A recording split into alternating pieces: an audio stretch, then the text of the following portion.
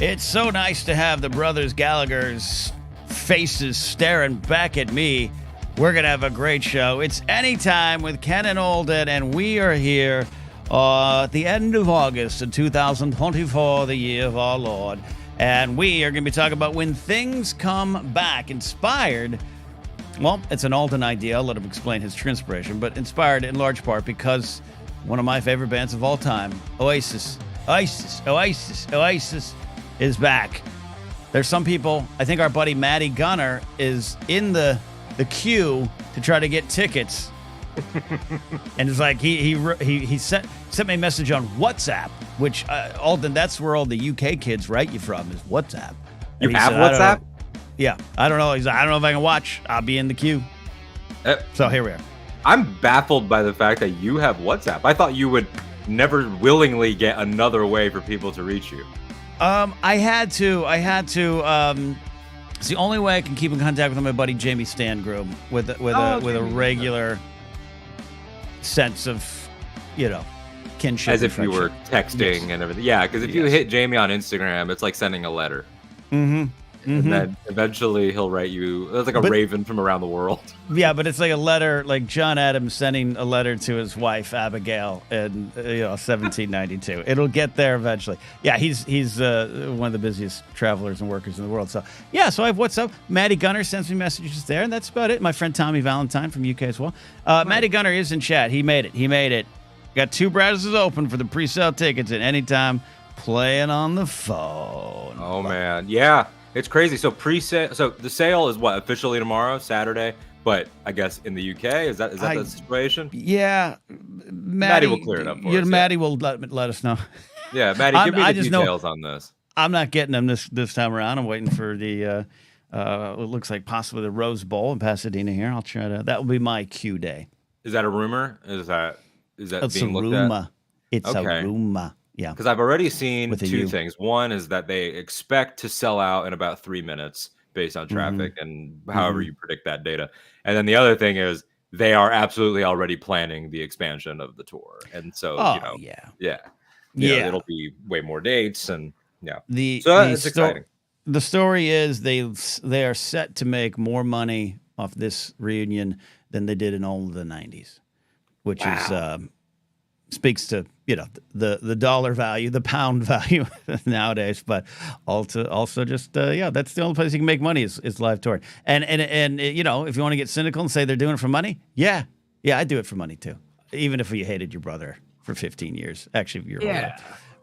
It's like I feel like and this isn't directed at anybody in particular, but like there's an attitude on the internet with all the things that we'll discuss in this overarching conversation where people think that they're the first person ever to come up with the money observation.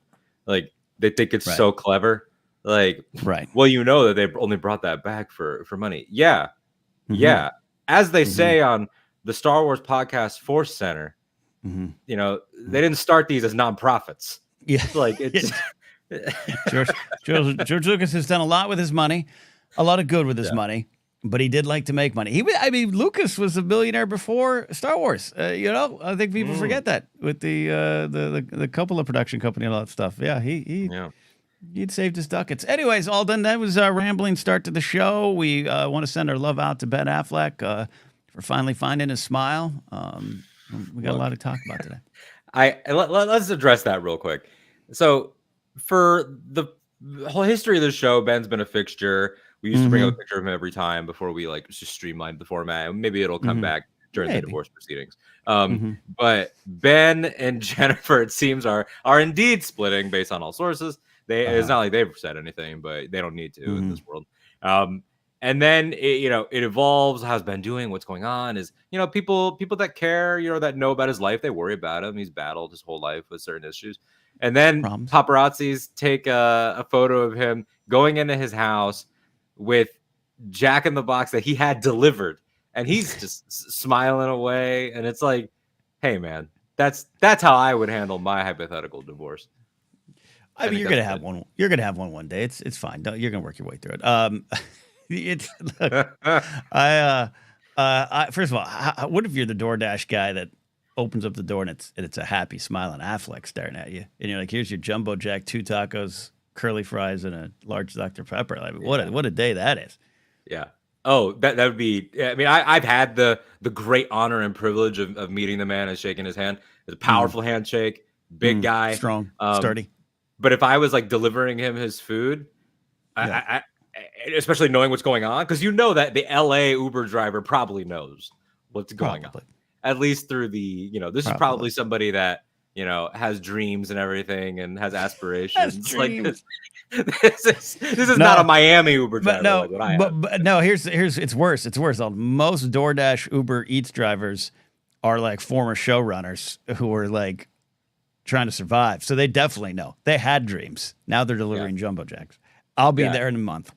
Inside of Affleck's combo meal is a script that this guy's going to try to get Affleck and Damon to produce. But yeah, shout out Ben, doing the best you can. Shout out Ben. Shout out Ben. And, look, I'm going to say this. Shout out J-Lo too. The making decisions for the there's a darkness in Ben that couldn't be quieted. I've seen got it. I got it. Awesome. Got it.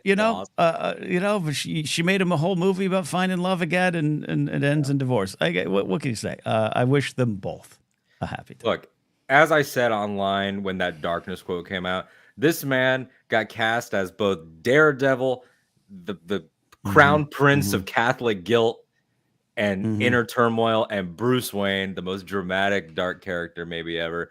He was always going to be this guy. And I loved also seeing like Boston Twitter and Boston social media being like, yeah, that's every guy from here. Like that's breaking news from London, UK, the world. Matty Gunner has got the tickets. He is going to see Oasis. If I remember, reports are saying he was going to see them in Manchester, the home of Oasis, where it all began. Congratulations to London's own, UK own, Matty Gunner for procuring tickets. Incredible. Now, Matty, here's the important question, not to immediately add more stress onto you after you overcame that immense battle. How many tickets and who in your life will be attending the Oasis Live 25 with you? So so the show is next year, right? So, I think we turned this into a reality show. Who's his plus one, or the plus one show, or whatever? Someone in marketing come up with a name. I'm just a DoorDash delivery guy. We'll have Matty searches for his true concert companion. Will it be true love? Fantastic. Will it be true friendship? Will it be an enemy? Because it is Oasis after all. Maybe you want to go with someone who you didn't like and make amends. There's a lot to this here. See, what we're going to do. See, Matty hasn't responded yet because he's updating his Hinge profile to say, I have Oasis tickets. Yeah, his matches are about to go through the roof. Right. In fact, I might want to match with Matty Gunner on Hinge. Isn't Matty's like married, right? I don't know. Matty, if you're married and you haven't told me yet, after some of the stuff we've talked about, you're shady. You're shady, bud. Hey. 3 tickets and 2 friends. I'll gladly kick them all out for the right goth women. There you go. Wow. There you go. Betrayal just admitted already. So he's got 2 slots open, but he'll kick both of them out. Both friends. Both of them out for the women, for the right goth women. Right? You're right. Plural. Women. Okay. Yeah. I thought maybe. Well, here's the thing. I bet even if he just finds the right goth woman, he'd kick the 2 guys out, and he'd have an empty seat, a buffer. I've done that. I used to go to Angel Stadium. I'd get 6 tickets for 4 people because I just wanted to pay for the buffer. I don't have that kind of money anymore, but I would do that. And knapsack behavior, I must say. That strategizing about how not to have strangers around you in a communal setting. Fantastic. Just one on both sides. I want some room. For me and my pals. Well, this is great. This is great. And transitions us into this part of the conversation. I say your topic. You pitched to me, and I love that. It's perfect. It's on my mind. I cannot stress enough. I want people to understand. I am just a giant Oasis fan. I am a giant mad for it, bouncing around at a concert. I've seen them many times, about 4 or 5 times in LA. I absolutely love this band. They never left my heart. The people are like, oh, Oasis back. Like, they never left for me. Also a big fan of Liam's solo work. Also a big fan of Noel Gallagher's High Flying Birds, which is his work. I actually think some of his best songwriting has been done since 2011 when the band came. So I'm really excited, Alden. So when you pitched this topic, I was raring to go. Well, I think the topic came from talking to you, and I think for a lot of us that know you, the prospect of the Oasis reunion, I'm sure everybody started texting you, or hitting you up on WhatsApp or whatever, being like, "Oh, did you hear? Did you hear?" Yeah, Scotty J. Rose sent me some DMs. He slid into my DMs again. Slid into your DMs, and we, there was like the 2 days prior to them sort of beginning promo and hype. There was this rumor, like this report that it was happening, and then everyone was like, "Yeah, okay, sure." All types of miracles are said to be happening. But then the countdown thing happened, and even then, you could see people not wanting to be hurt, and they're like, "Okay, well, no, this might be a best of. This could be a reissue of anything," which it very well could have been. And then the tweet, I believe, from Liam about I never liked the word former. And never liked the word former. Okay. Yep. All right. That's what I knew. I still thought it was going to be a remastered, definitely maybe 30th anniversary edition or something like that. But when Liam, who is a great, entertaining social media follow, that's what I knew all of them.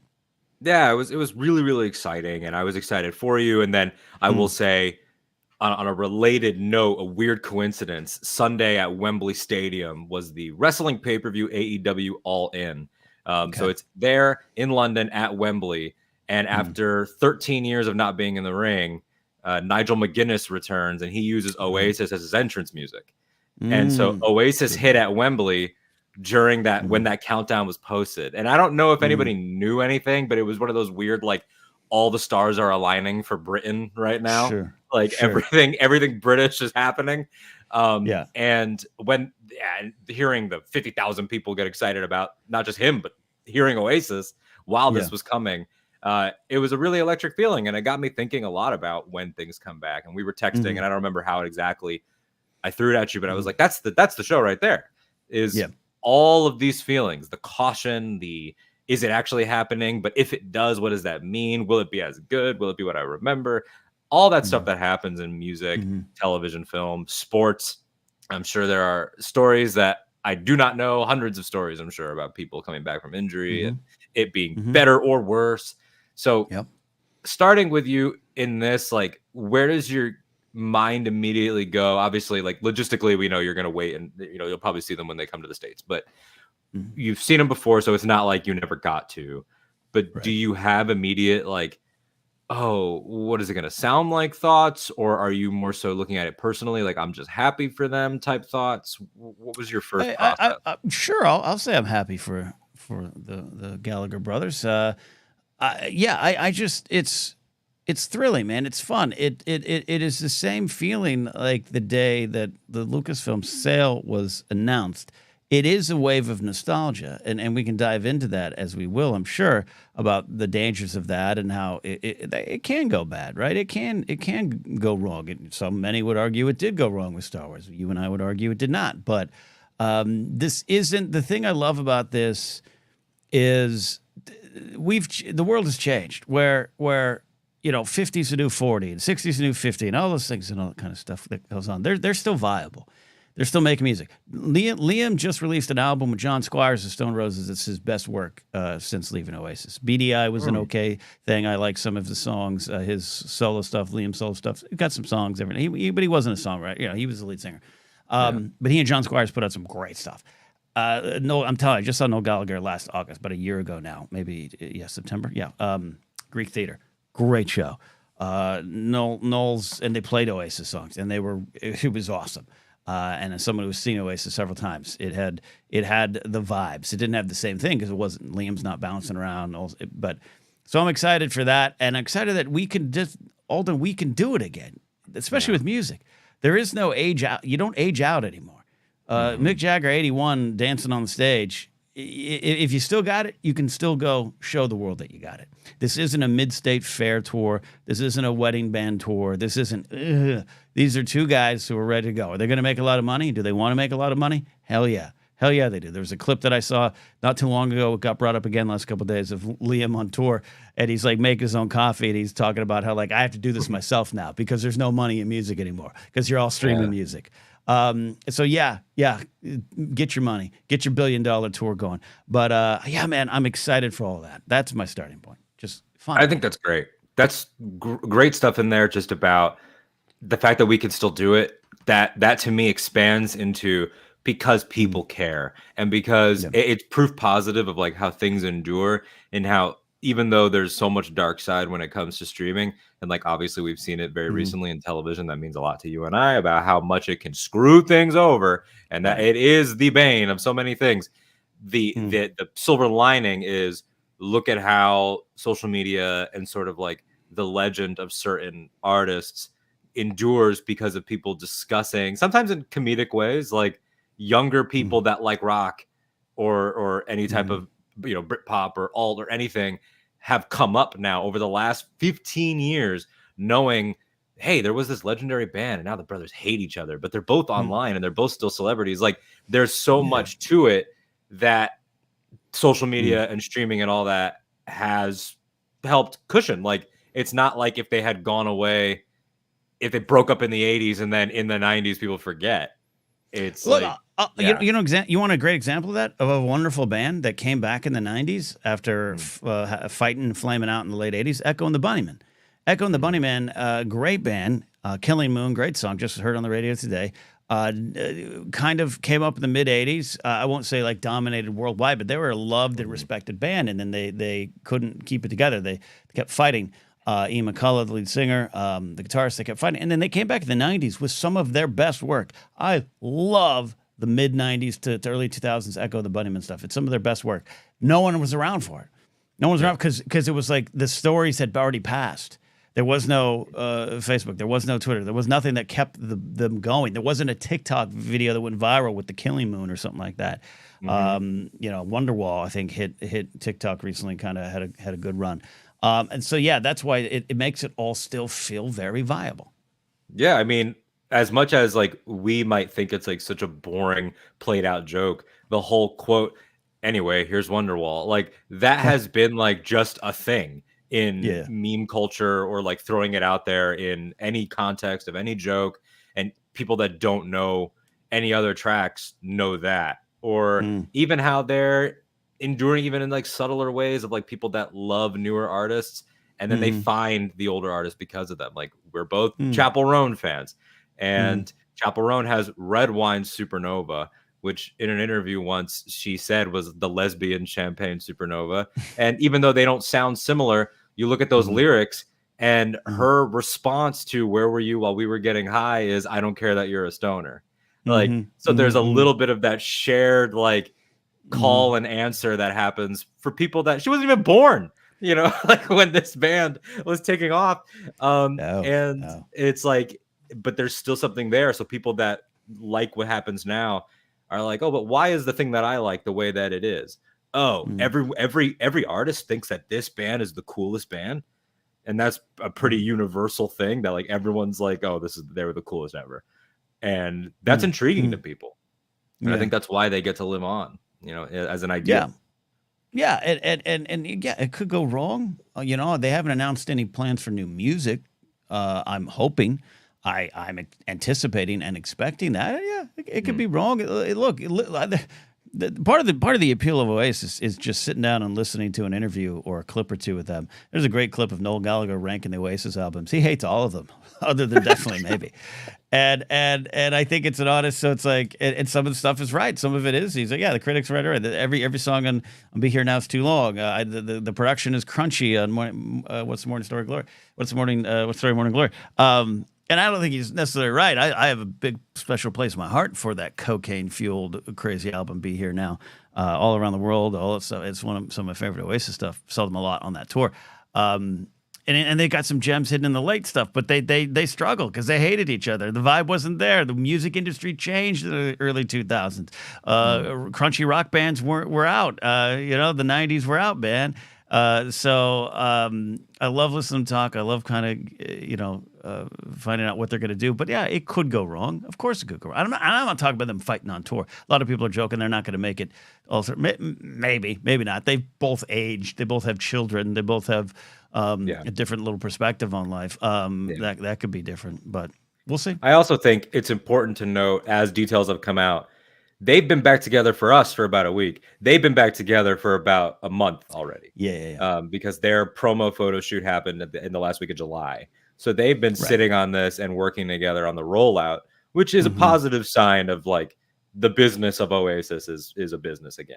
Like it's going on. So that's good. And a lot of people have questions about who else from the band is in. I don't think you're going to see the band form, and look, especially in the early days, the band was more than just the Gallagher brothers, but it was the Gallagher brothers, to be clear. But later on, Jem Archer, Andy Bell joined the band. I think they're great. I'd love to see them playing with them again. Alan White on drums, but Zach Starkey drummed for a long time with them. So, but I heard some rumors that it's the High Flying Birds band might be the one. I don't know if that's confirmed. Maybe Maddie or someone else can tell me, but that's going to be okay because if those two are on stage together again and the music's blaring, you're going to be okay.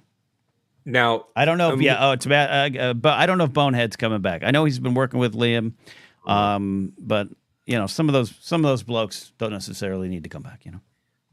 Maddie said the highest ticket price he saw was 150 pounds. It's a lot less. That's actually that's pretty modest. Yeah. That's pretty modest and I tried to get Lady Gaga jazz tickets. Love her to death. Not necessarily her fault. They were not that cheap. Yeah, they were. That's crazy. Anything worthwhile was in the 600 range. So yeah. No, that's unfortunately kind of normal. So if it stays like that, great.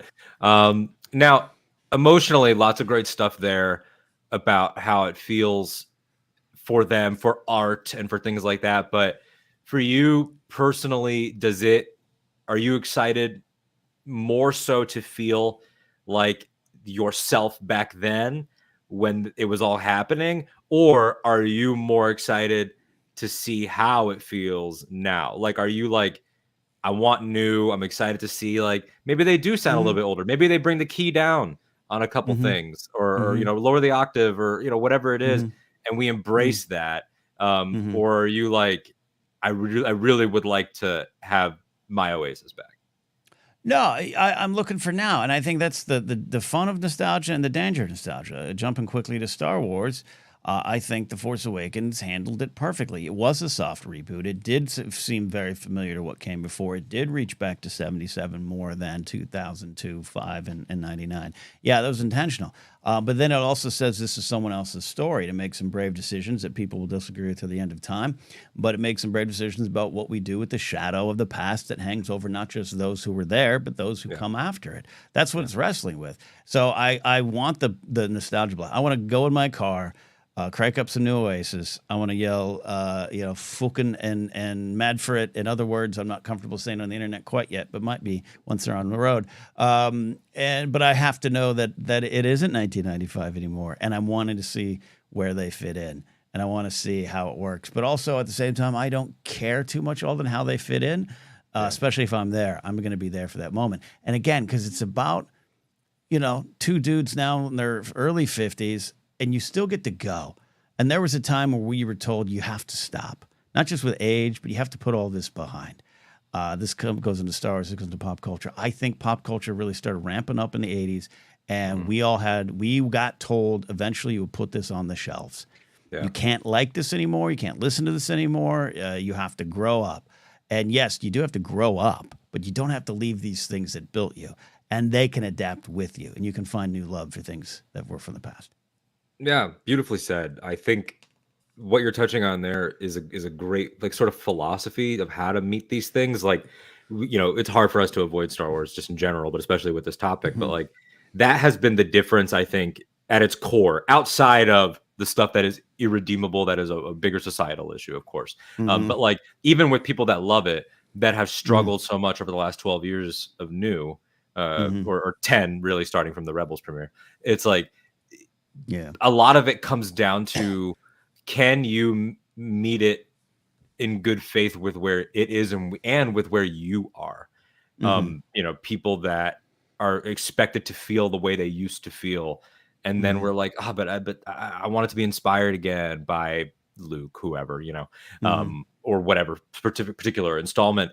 And even if they're not an asshole, bigot, loser, whatever, but just like it's not what I thought it was. And it's like, but because you're not who you were when you had those thoughts, and you need to be at least open to that and across all things with music, you know. And I think that's why I brought up sort of like the sound stuff too, because it can be a little bit, certainly. Like, I'll bring up one of my favorite bands is Kiss. They just wrapped up last year after their career going back to 73, and there was that period after Paul's vocal injury where he should have taken the time off and then powered through and made it worse. And like, there are certain songs that will just never hit the same live. And that's rough sometimes. Guns N' Roses is a big thing too with that, where it's like Axl was defined in a lot of ways by his particular sound and range, and now he's an older guy and it's just like physically impossible. And it's not because of effort, it's not because of how much he cares, it's just because of the body. And it's sort of like, okay, let me process this, but then meet them where they are and try to appreciate what is there. Like, you know, was the Kiss vocals toward the end were probably on the lower end of their vocals historically, but I would argue that the last Kiss lineup of Tommy and Eric Singer was the musically tightest. And so it's like, you know, you can always like pick things apart. So if they go up on Oasis and they're singing and they don't sound as good, it's like, okay, but like maybe that's this Oasis, and like we could still be happy that it's happening at all. I think they're going to sound better, to be honest with you. I think Noel's even a better singer than he is now, than he was then. And I think Liam knows his voice a little bit better. He used to blow it out all the time, you know? Yeah, no, but I also, really hear what you're saying. And there's times to go. And we all know.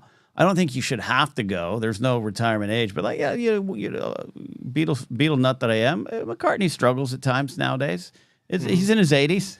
You know, Mick Jagger is getting by on vibes and dancing, and he never built the songs around just his voice. It was his personality. So but he's still sounding good. McCartney still sounds good. Bono, big U2 fan, but they have to change the songs now too. That's a reality, but I don't think this band's there yet.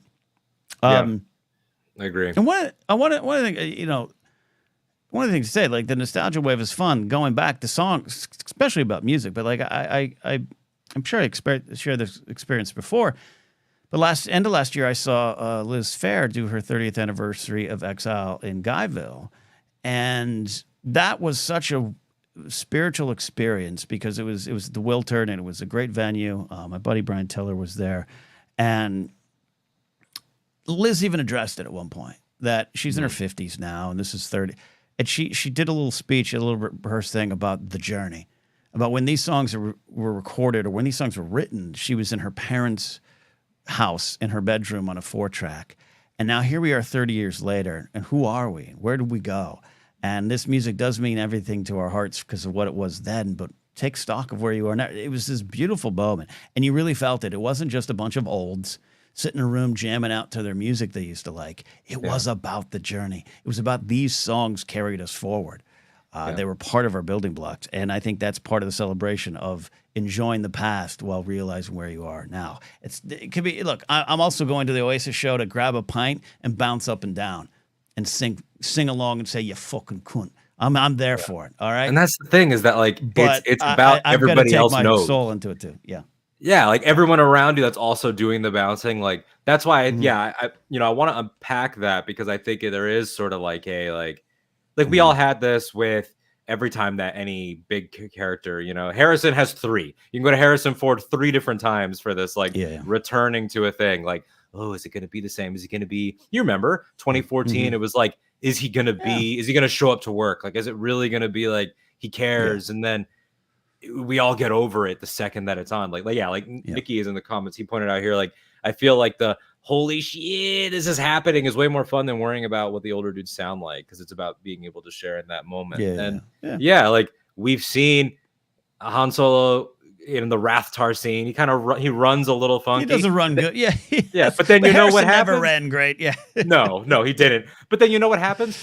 Then he makes Dial of Destiny, and it's about not running great. It's about your back hurting. It's about being like, oh, I'm having my retirement at work and I hate it. Like, it's about all of those things that are so human. And I think, and not that I'm expecting emotional speeches from the Gallaghers, but like, I think, you know, if there is any type of acknowledgement, even in the press, of like, you know, that's my brother, like that, you know, that probably is it. Like, I told my mom that Oasis was coming back together, and told her that they were your favorite band, and she was like, how long have they been broken up? I was like, I'm pretty sure it's like 15 years. And she goes, think about that wasted time.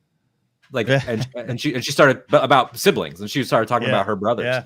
And she was like, I could not talk to my brothers for that long. Yeah. And that's like you've got a sister, you know, who, you know, you talk. We don't talk much. Yeah. Like pretty infrequently, but like you're not feuding. Yeah. Yeah. But yeah. Could you imagine not speaking to her for 15 years?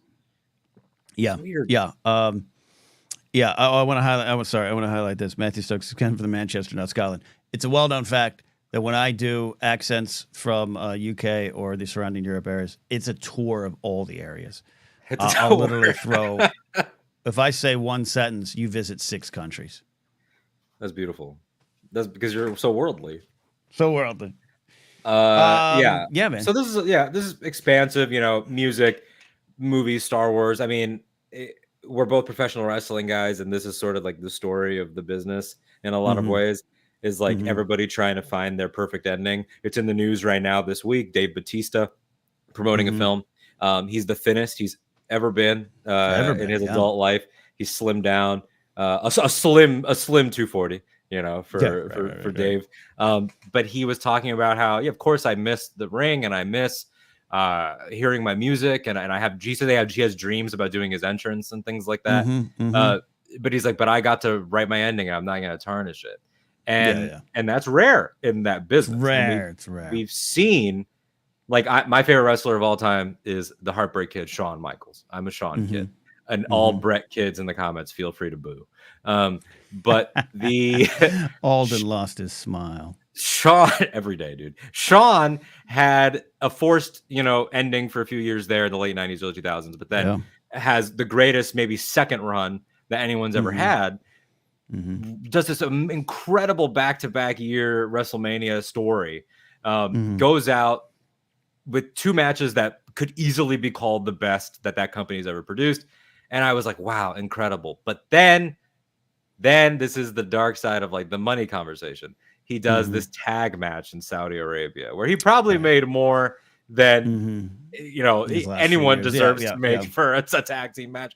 And he ends up having to carry it because 2 people get hurt in it, and it's very sloppy. And it's like, and then you have to like try to work your, like, part of this when things you love return, when things come back, as we're talking about, is processing the feelings of, was it ruined? And and it's selfish sometimes to say that. And when that tag match happened, I was that guy. I had moments of like anger, not at Shawn, but at the universe, being like, God damn it, it was perfect. It was perfect. It was one of the only perfect ones.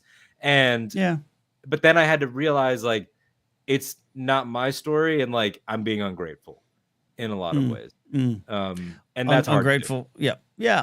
No, look, the things, wrestling's it's almost impossible to enter this conversation because it's been done bad so many times, but it's also been done good.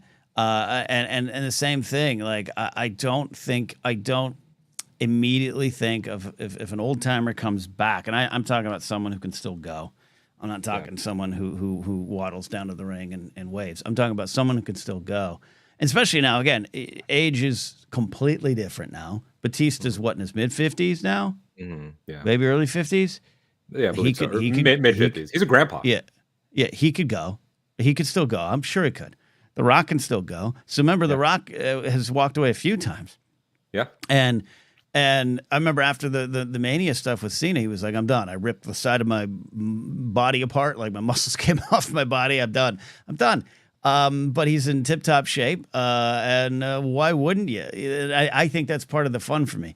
even when a series is announced on a TV, like we're gonna do a spinoff of Game of Thrones, and we're gonna go explore this. I get excited because why not? If you can find the people to make it happen and you can still go, let's explore that. And then you know when someone waddles down and they don't got it. You know when Flair is pushing it one too many times, which he's done probably 79 times. Yeah. And he is the sort of the most iconic example of ruining it, because his ending in 2008, which all of us watched against Shawn in that I Love You, I Know, is an incredible ending. But sometimes you get to write that ship, like Will McLean here got to be there for Sting's last match. I thought Sting's last match was magical. That was earlier this year at Revolution. He got to pick the building. He got to pick the opponents, his sons being part of the entrance. And everybody loved him there so much that they refused to let him go out on his back, even though he wanted to. And they were like, we're not going to let you. And he's early 60s. He's early 60s, and he was doing ladder spots and like all these things. And because it's also like you talked about, exactly, it's not the same. Like, who are we as fans, or who is any executive or booker or anybody to put an expiration date on your dreams? It's just such a waste.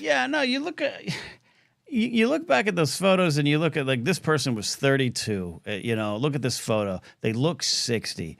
It wasn't just because cameras were different. It was because the expectations were different. You got to put aside everything, and it's not just about dressing younger or anything. That it is, though, that definitely helps. If I put on some khakis and a polo shirt right now, I'd probably age up 10 years immediately. And I'm not the bastion of style. I'm just a bloke in a beanie. But you look at those photos, you weren't just asked to put away youthful things. You were like clothes or food or drink, and maybe that's a good thing, but you're asked to put up your hopes, your dreams, everything back then. So 32 was, you got to have the job that gets you the gold watch. You got to live in the big house, and you got to have 2.5 kids and a nuclear family, and that's it. And I'm not saying those things can't bring you joy. I want to be clear about that. But the everything, the energy, you had to separate from the energy of your youth. And that's why I get so offended when people just say, Dave Filoni and Jon Favreau just love to play with their action figures on screen. Yes, play with more action figures, because that's about imagination. That is about thinking of things with no boundaries. That is about storytelling at its finest. And we're asked to leave that. We are asked to leave that stuff and told you have to put that stuff aside. And that's what's so fun about when things come back for me, is it isn't just a blast of nostalgia. It is a connection to what drove you. Yeah, and I think, without launching into a 50-minute rant about why that's a brain dead complaint for people to make, and really is a mask for saying absolutely nothing in most cases, I think that people, much like it's just for the money, it's nostalgia, using the word nostalgia as if it's an adjective and not a noun, they're doing a nostalgia thing, and it's no, there's nostalgia in things. It's a component of things. It's not like we're doing the strategy is just nostalgia.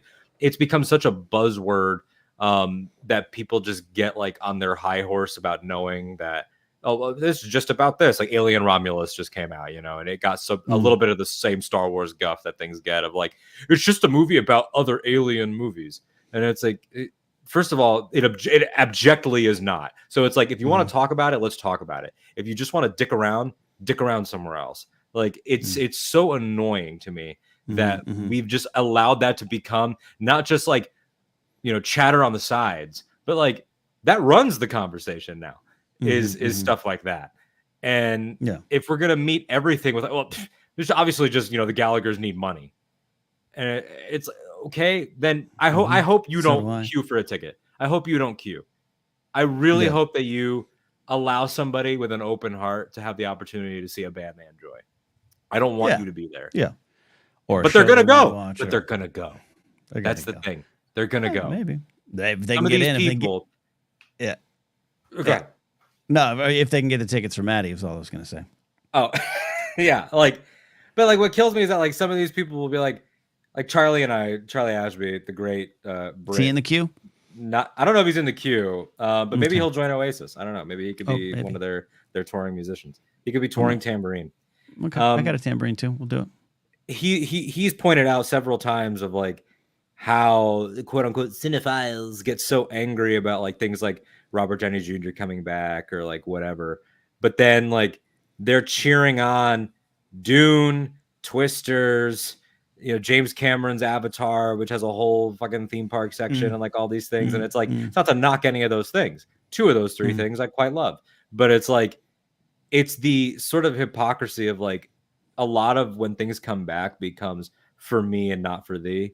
Like it's always people when someone's favorite thing comes back, it's not nostalgia, it's earned everything. Beetlejuice, as we speak, is getting a wonderful awards reception, not awards, but a festival reception. And Winona Ryder on this continued comeback. When things come back. Yeah, it's weird to say that Winona Ryder's having a comeback because she shot Stranger Things season 1 a decade ago. But continuing that, and we're embracing that, and nobody is yelling about Burton just making a movie about Burton movies. I haven't seen that once because it's easy when something doesn't land for you, it can't just not land for you. You have to tear it down. So if this Oasis reunion goes off the rails after a show and they cancel everything else in some nightmare scenario, I really would hate to see people be like, see, like don't see. Don't do shit like that. And you see it too with like, as Star Wars guys, like, oh, well, I want everything to be Andor. Okay, well, is Andor not just a show about how Rogue One? If we're gonna speak in those terms, like, it's like we gotta either have the dumb terms all the time or don't have the dumb terms at all. Yeah. No, I think I think that going to that part of this discussion is just because it's that thing of just because a character is on the screen or that they brought back a character, it's not automatically just a nostalgia pop. It's part of it. It's fun. It's okay to have that too. And that's the other thing too. Same with this Oasis thing, kind of like what Nikki Kumar was saying, who's occasionally smart, is that, let's just, oh my God, they're back. That's an okay feeling to start. That's an okay feeling to have. And it's okay feeling to drive you forward. Everything else we can test over that. But yeah, I get grumpy about that. I have a friend who used to call me all the time. He's out of the business now. He used to be in the digital media game with me, and he's they're doing an Obi-Wan Kenobi series. They've run out of ideas. Like, they haven't run out of ideas. They're bringing a character everyone loves and exploring a different part of his life in a series that's about how mentors have failed the younger generation and how one is trying to find his way back into a place of purpose. Like that's pretty deep stuff. Yeah, but yeah, I guess you're right. It's Obi-Wan Kenobi, so you know it. It's just because Obi-Wan. Which was that not just Phantom Menace because you knew Obi-Wan and Vader? Like, but we didn't have the same social media climate back then. And, right now, I don't want to get us down the whole Acolyte train, so I won't. But like in the wake of that, you end up with this happened because they just want to focus on old.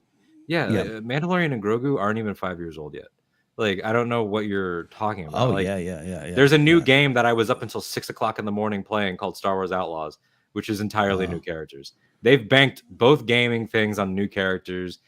Acolyte was new characters. Skeleton Crew in December is new characters. Like, I don't know what we're talking about half the time with the nostalgia conversation, but that's just a Star Wars rant. I'm waiting for I don't have enough allowance money to get Outlaws yet, so I'm gonna have to play. You can play at my house, Ken. Okay, I'll head over pizza to your rolls. House. Oh, let's make pizza rolls. I'll tell you what. I'll bring double dribble and bases loaded. We'll put on Outlaws, and there you go. 898 says I'm playing Outlaws right now. It's really Ken Plug good. Says if an artist decides they want to do more of a thing, more power to them. Whatever the reason, some of the most iconic pieces of art in history are done for the money. Yeah. I agree with that. I agree with that. 100% true. I did want to, before we get too far, this was early in the show, Nikki says, some might say that everyone is super excited for a brand new Anytime in the hope that Ken will, little by little, tell us how to live forever. But if it doesn't, guess we got to roll with it. That's some good work, Nikki. That's a good comment, man. That's we should put that on a wall. Update, another breaking news update from Matty Gunner. He finally had a pizza roll. Oh, wow. Because remember, he hadn't had one. He hadn't had pizza rolls. Not too long ago. That was something that came up. Maddie. Breaking news. Matty Gutter puts a hot ball of pizza in his mouth. Did his lips survive? We find out. Yeah, Maddie, please give us a one comment review of your pizza rolls. But yeah, so when things come back, let's kick this around a little bit more. Sure. What have been your favorite instances personally of things in any realm or people like athletes returning? And have you been to any reunion tours that stick out? Have you been to any were you at any of the late stage Michael Jordan games back in the day or anything like that? When he came back with the Bulls or when he came back with the Wizards? I was at neither, but I would like you to have been at one of the Bulls ones, but yeah. Okay. God, yeah. You know, I'm gonna put, as I often do, I'm gonna put, like, say, Star Wars on the shelf, right? That's a different kind of thing. It launched a new part of my career. I will say, I'm gonna first shout out Dial of Destiny and him coming back one more time. I understand some of the malaise around Kingdom of the Crystal Skull. I really do. I also really love it. I've grown to love it even more. I think it's a story about redefining yourself. It's about America in the 50s. It is about Red Scares. It's about fear. It is about what everything Indy thought he was gets redefined with the return of Marion and the knowledge that he is the son. It is about that. So there's some deep stuff going on there, but I understand it. But that was a different time. But the Dial of Destiny one was, I didn't think this would happen, even with rumors. Didn't think this would happen, and here we are. And I enjoyed that film very much. It's a put it on film for me, but also deep as well. So that's a recent one. But you got me, man, Alden. You got me, caught me off guard here. I'm trying to go back like 30 years. And actually take a look at things. Yeah, I guess we have to take it like categorically. Like, have you been to any tours that were billed as the reunion for any band? Kiss, yeah, I went to the '96 one, which was more not so much reunion. So yeah, I went to the makeup's back on. I mean, that was a hell not of a that time. I would know, but I watched those on my Kissologies Volume 1, 2, and 3 DVD box sets. My friend Billy Patterson, who you know, he found the bootleg of the very show I was at, and I haven't had a chance to watch it. It's a big file. Wow. But 96 Irvine Amphitheater, as I've talked about before. But yeah, that was amazing. And what was funny too is I've talked about that, like when Kiss Unplugged came out, and the band was back together, the Ace and Peter. It's humorous to me. They're in their early 40s.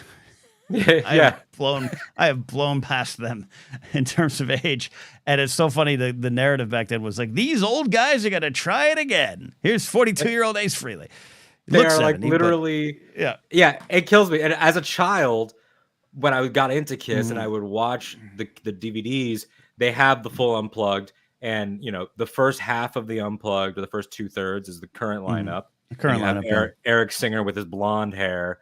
And at the time, Bruce Kulick, and they're going for the first 2/3. Then the old band comes out, they do theirs, and then they go all together as a 6-piece for the last few tracks.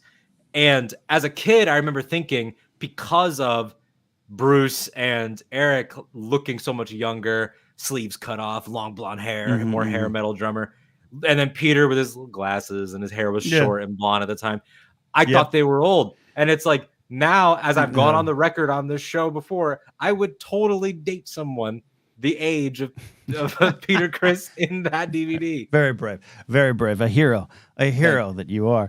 That I would date someone in their 40s. I am a hero. Yeah. Thank you for noticing. Yeah, absolutely. I would, you know, Ken. Wait in a different life. Wait till you get this age, and then the numbers really start to hit, where you're like, you know, you look at Sofia Vergara as a young woman. You know, she is 52. Young at heart. Around that same time, Fleetwood Mac came back, the Dance album, and I had not been a Mac fan. In fact, I'd hated them, and that is a case of a different time and different Ken. I was very much like Nikki in the comments here, going to mid everything. I was very much like I hated all the late '70s stadium bands. I didn't like that era, and I was Wow. I'm an Oasis fan. Oasis, and look, I don't always agree with some of the things Noel says, in terms of opinions of other bands, but I love hearing him talk about how he thinks the 1975 is shit. But I like some of the 1975 songs. But I was this is '96, and I was in I had my hair cut like Oasis. I was, and the Fleetwood Mac reunion. I was just like these old people try to bring back boring stadium rock, and then I was so wrong. That I got caught up in that, and that changed me. And I was like, oh no, yeah, you should maybe not discount the past. This is an amazing band, and I love that comeback. That's really cool.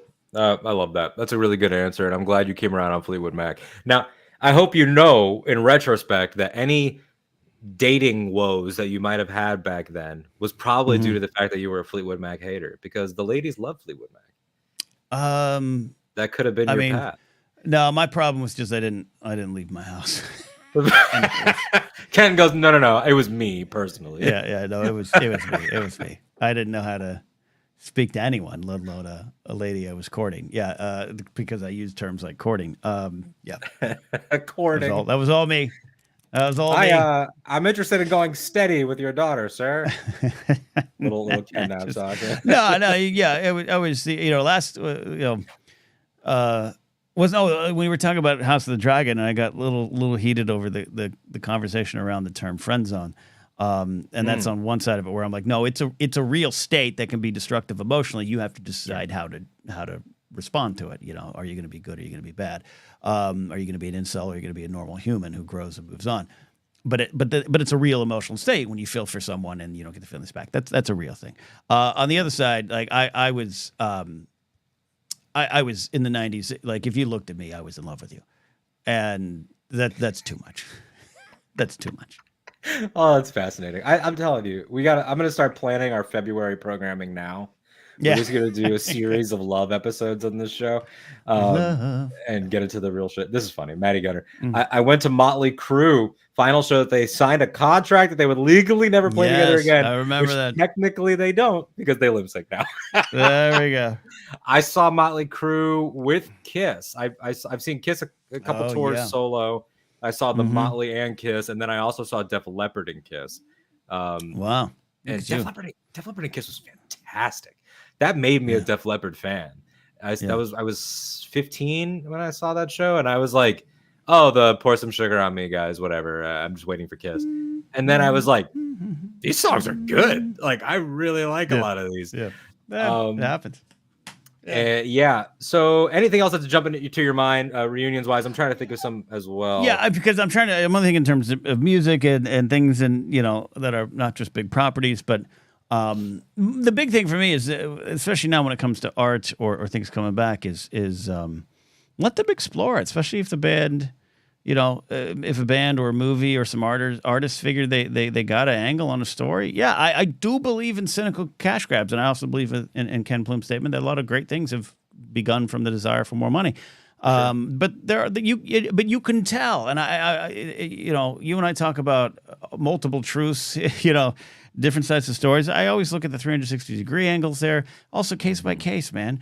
Yeah, you could tell when something maybe it didn't have the magic. Going to Indy 4, some of that holds true. Where I don't know if Spielberg maybe they should have switched out then. Not that he is not goddamn Steven Spielberg, but you could tell there was a little bit of the energy was a little different. And that's fine. That's not a cynical cash grab. That's just like maybe we should. I think that's an okay discussion to have. But it's a great point to bring up with Indiana Jones, particularly, not just because we're Lucasfilm fans and all that, but like it is a good property to talk about, that and maybe James Bond, because Indy is in the unique scenario of having had two huge gaps and two returns. Which like when people say what's the best legacy sequel or even worse legacy sequel, which I don't like worse lists, but they happen. Both Crystal and Dial are long enough away from even each other that Dial is a legacy sequel to all of it, and it's a legacy sequel just to Crystal, with the amount of time, and directly deals with losing Mutt Williams and falling from grace after the 50s and then being stuck in the classroom during the 60s, and it builds on a lot of that, and I think and also just like mythically and ideologically and like personally, I think, X, whether it's a character or a band or whatever, or an athlete, returns really speaks to us on a human level. We've always loved that. And, now, they make a new Batman thing now, and cynically, it's like, oh, of course you're going to make a new Batman. But like, it's important to remember the iconic Batman story that's everyone kind of cites now as like the greatest ever and like foundational was The Dark Knight Returns. And that was in the 80s. In the 80s, they were thinking ahead to like, what would it be like if he was old? And then he came back after being old and being gone for a while. That emotion speaks to us. And I know it speaks to me. Like one of my favorite like archetypal stories is the One Last Ride story, whether it's Dark Knight Returns, Logan, Unforgiven, Rocky Balboa is my favorite of the Rocky movies. I think it's that the speech about like, well, both speeches, that I've got, stuff in the basement and like all that stuff that he says to, well, 3 speeches. Cause there's that to Paulie. There's the stuff to the board that's denying him the boxing license. And then of course the one to his son that everybody loves the most. I love that stuff. And I've because of these instances of things coming back, I've thought about being old since I was a child because I think that it's so cool. That's why we're friends. Yeah, honestly. Well, you texted me the other night and you were like, you know why we're friends? Apropos of nothing, by the way.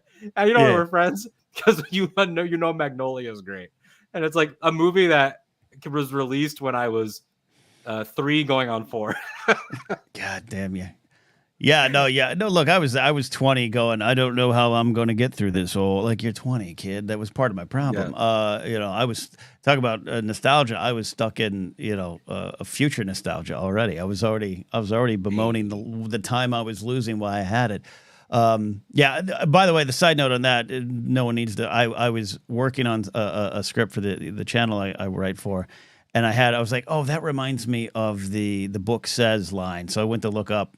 The book says we're through with the past, but the past ain't through with us. The Jimmy Gator line that he says to Ricky Jay, and I love that scene. And so I played that on a loop. It's like a 27-second YouTube clip, and I just over and over. And I was like, who can I text right now?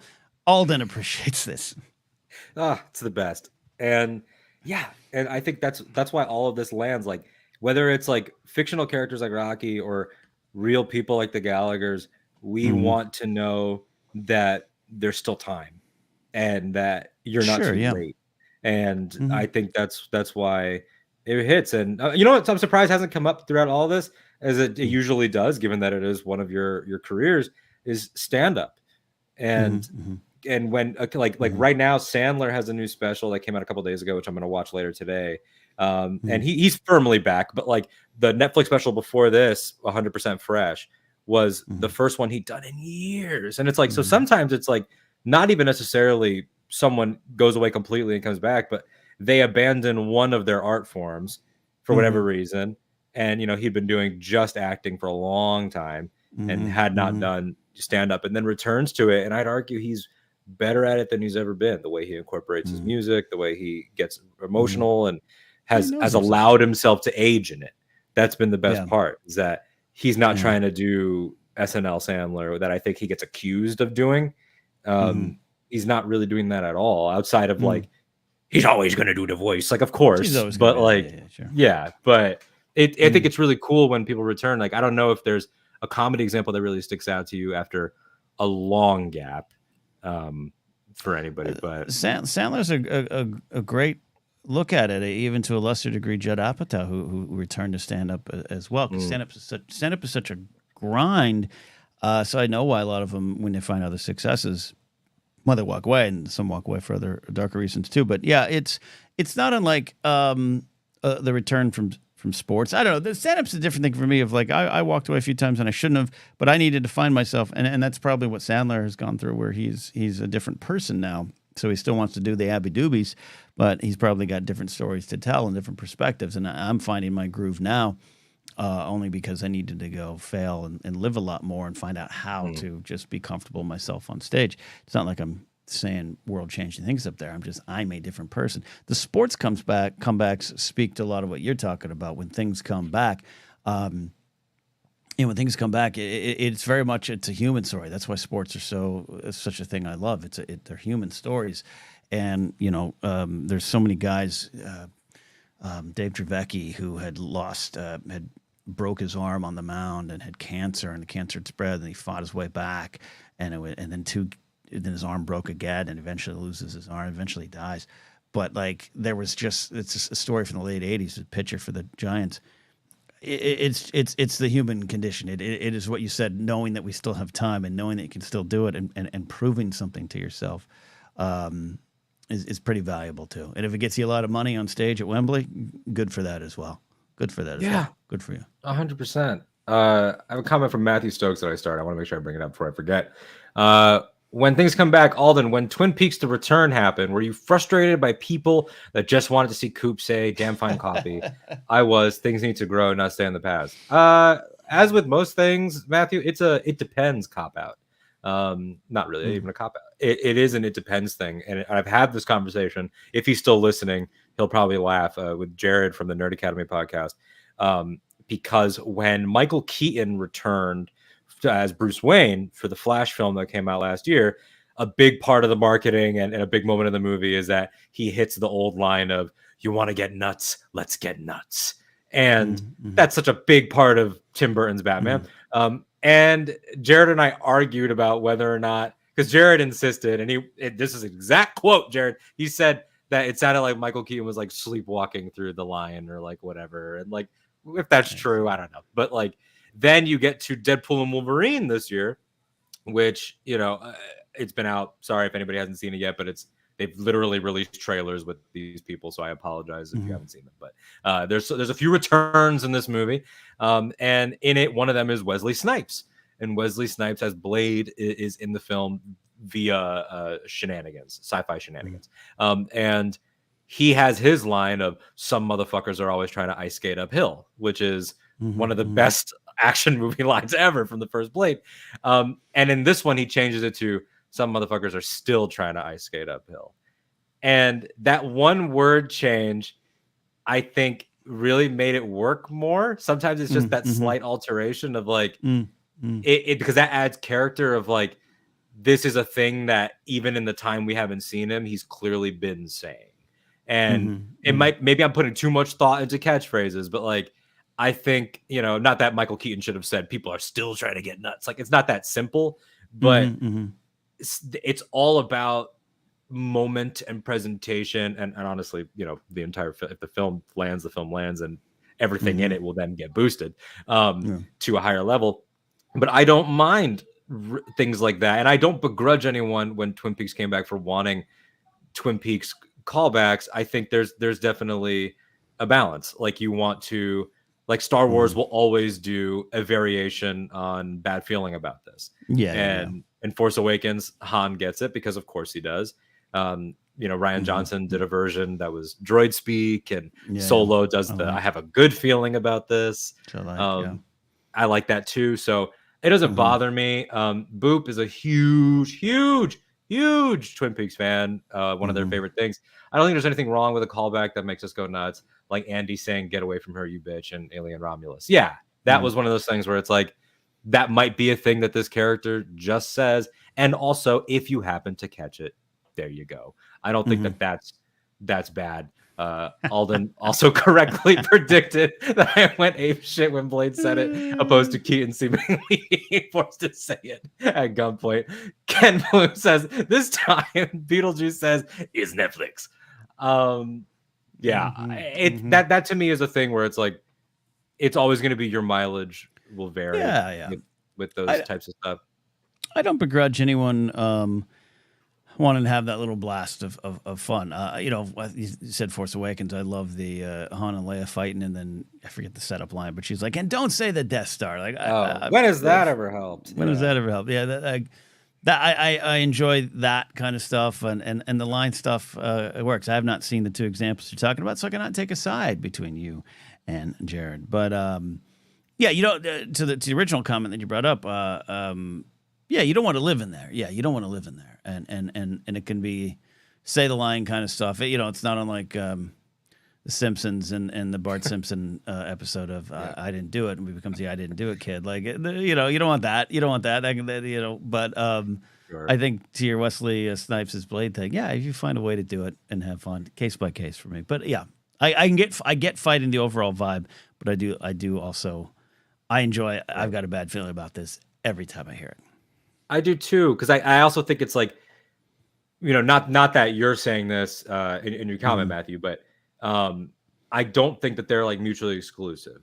Like, I think you can have growth and nod to the past at the same time. It's a balancing act for sure. And you can get stuck. You know, you don't just want to like literally do remixes or anything like that. But I think what works about things like Force Awakens is that Han has intentionally, thematically tried as a coping mechanism to revert to New Hope Han Solo. And he's clashing against his wife, child, and these two youngsters that he has taken on the ride, who are all right now. And I think that's why, you know, they are dragging him back into the present throughout the narrative, and that makes it land more when he's doing things that are very much of the past, and like little things like Finn picking up a training remote, like that like things like that don't bug me. I don't see that as being stuck. You know, but also it's about the artist. Like David Lynch is not concerned with your perception of time as it is linear, let alone your nostalgia. So look, I respect, you know, I love that Finn moment, but also it's not necessarily needed, right? So but it's like it's there. So, but they don't camp on it, right? They don't camp on it. They don't build the whole movie around the training device found there. I think you could have gone without it, but I love that it's there. I love artists like David Bowie, obviously, who every iteration was new. There wasn't a lot of nostalgia to the point where he wouldn't play some songs. I was fortunate to see him on his last tour where he was back to a point where he was Bowie of the mid 2000s, but he was, you want to play Heroes? Let's play Heroes. And that was fun, and that was fun to see. But I always respected him going, everything is new. Everything is something different, you know? Yeah. I mean, you and I have referenced this HBO special, which is no longer really something I would recommend because of the people that are on it. The Talking Funny special, which is like three out of the 4 people there are very, very, very and one's problematic. Teetering. And one is teetering. Yeah, exactly. But in that, there's that debate, which I still find fascinating, and I know you do too, of Seinfeld and Chris Rock saying they've been debating their whole friendship, but still debating, are they coming to see the act or are they coming to see you? And Seinfeld says they're coming to see the act, and Chris Rock says, no, they're coming to see you. He's like, as we grew up in New York, all we wanted was the next Prince album. We wanted the next Woody Allen movie. We wanted the next whatever it was. We don't want the Woody Allen movies anymore for obvious reasons. But I do think that there's healthiness to that. But I also, ignoring, you know, who Seinfeld has become and just as his premise, I also get seeing the act. You know, like Scotty Jarrow, I think he's maybe at work. I don't know. Maybe if I say his name 3 times, he'll show up. But he told me that he has us on in a classroom right now. He's getting paid. He's getting paid for this right now. We are teaching the minds of Louisiana. He told me recently that one of the worst concerts he's been to was a Pearl Jam show at New Orleans, I think Jazz Fest or one of the New Orleans festivals, where they played only their most recent album and not a single iconic track. And that they had what Scotty described as, quote, a mass exodus of people just being like, nah, we'll go to one of the other stages, or like, we'll go somewhere else. And it's like, I get that frustration. Yeah. But I'm torn because I also respect Pearl Jam being willing to die on the sword of their new tracks. Look, man, you know, I am minuscule compared to Eddie Vedder, but like, after a while, it's like I didn't want to do movie news anymore, Schmo's movie news. And if you bought a ticket to me because that's what you liked, and I'm not doing that anymore, I understand and respect if you get off the ride. But I'm going to still try it, and it can be frustrating. And I don't know Eddie Vedder's reaction on that day, but it could be frustrating. But you got to put your head down. But also know that I think you got to untangle the chords where, you know, the act and you are separate things, and as well as the same thing. So I shouldn't allow myself to be in that box. No one's putting me in the box of movie news fun guy. Yeah. But it's not who I am. But if I do it again, that does not mean I'm defined by it. No, and also I think, not to speak for you, but I know you've had a journey with that in terms of like you're at a convention and people are like, pit boss, and they want to take a selfie with you and things like that. And like there might be that instinct that you've described before of like I'm doing so much more. But also when you get away from it, I know I can speak for it as somebody that like before I knew you online, like you as that persona or in that role might have been the thing that got them through like a really shitty time. And like so it's important to like have that perspective too of like I used to get really frustrated with my first radio job because I didn't agree with a lot of the stuff that was being said, and I was like, oh my god, am I selling out? And like it was classic rock guys and they would say not cool things about women, and like I would feel really bad about it. But then like I learned very quickly how gray some of this stuff is, even though we would like everything to be black and white. When I would go to these events and people would go up to the hosts and be like, man, like I just lost, my brother to cancer, and like I really needed that laugh and like these things. And I'd be like, shit, man, like this, it still kind of matters. And like, and the show I was on was a nostalgia act. Like it ties in with this topic too of like, this was a 30-year show and it's hard. Yeah, look at I can't just play Margarita, Piano Manville already. Yeah, it's hard. Yeah, but all of it ends. We got to wrap up soon here because I do have a Force Center live stream today that's going to be fun.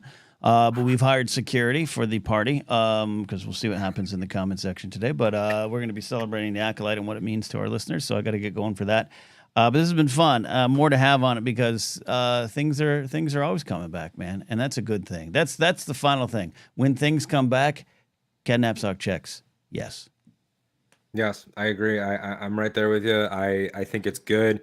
I'm not this cynical. Like I am cynical about a lot of things, but I love when people take another crack at whatever it is. I think it can be really, really sweet. And I mean, I told you I'm watching Hacks right now, all about an older comedian.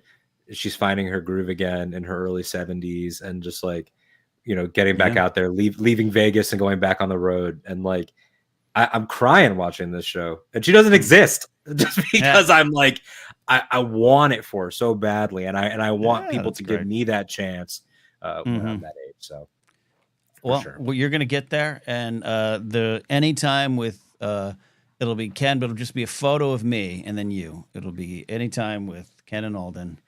We'll be back, man. We'll be back. My AI Ken Napzok in 2040. AI.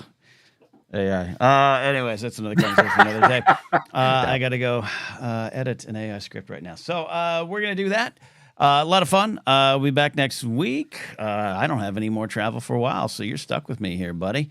Look at you. Look at you. Oh, wait. No, wait. Never mind. We'll talk. Next week's the problem. All right. But after that, I have several months of no problems. All good.